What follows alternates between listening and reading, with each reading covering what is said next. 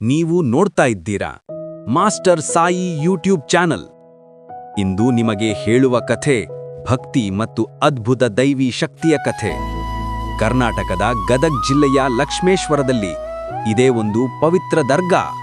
ಜನರ ದುಃಖವನ್ನು ದೂರ ಮಾಡುವ, ಆಶೀರ್ವಾದ ನೀಡುವ ಪವಿತ್ರ ತಾಣ. ಅದು ದೂದ್ ನಾನಾ ದರ್ಗಾ. ಜನರನ್ನು ಕರುಣೆಯಿಂದ ನೋಡುತ್ತಿದ್ದ ಒಬ್ಬ ಮಹಾನ್ ಸೂಫಿ ಸಂತ ಹಜರತ್ ಸೈಯದ್ ಸುಲೈಮಾನ್ ಬದ್ಶಾ ದೂದ್ ನಾನಾ. ಅವರು ಬಡವರ, ಅನಾಥರ, ನೋವಿನಿಂದ ಬಳಲಿದವರ ಸಾಕ್ಷಾತ್ ಆಶ್ರಯವಾಗಿದ್ದರು. ದೂದ್ ನಾನಾ ಎಂದೇ ಏಕೆ ಕರೆಯಲಾಯಿತು ಗೊತ್ತಾ?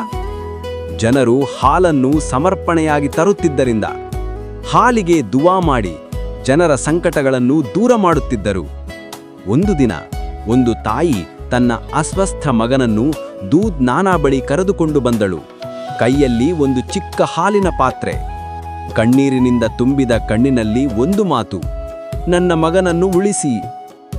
ದೂದ್ ನಾನಾ ಹಾಲಿಗೆ ದುವಾ ಮಾಡಿ ಮಗನ ತಲೆಯ ಮೇಲೆ ಕೈಯಿಟ್ಟು ಆಶೀರ್ವದಿಸಿದರು. ಅದ್ಭುತ! ಕೆಲವೇ ದಿನಗಳಲ್ಲಿ ಆ ಮಗನು ಸಂಪೂರ್ಣ ಗುಣಮುಖರಾದ.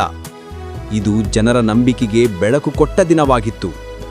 ಆ ದಿನದಿಂದ ದೂದ್ ನಾನಾ ದರ್ಗಾ ಅಜಾತ್ ಶಕ್ತಿ ಹೊಂದಿರುವ ಸ್ಥಳವೆಂದು ಜನರು ಗೌರವದಿಂದ ನೋಡುತ್ತಿರುವರು.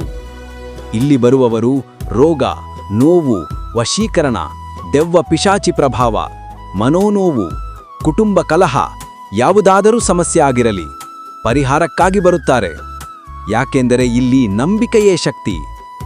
ಧರ್ಮ ಬೇರ್ಪಡಿಸದೆ ಹಿಂದೂ, ಮುಸ್ಲಿಂ, ಕ್ರಿಶ್ಚಿಯನ್, ಸಿಖ್ ಎಲ್ಲರೂ ಒಂದೇ ಸಾಲಿನಲ್ಲಿ ನಿಂತು ದೂದ್ ನಾನಾ ಆಶೀರ್ವಾದ ಪಡೆಯುತ್ತಾರೆ.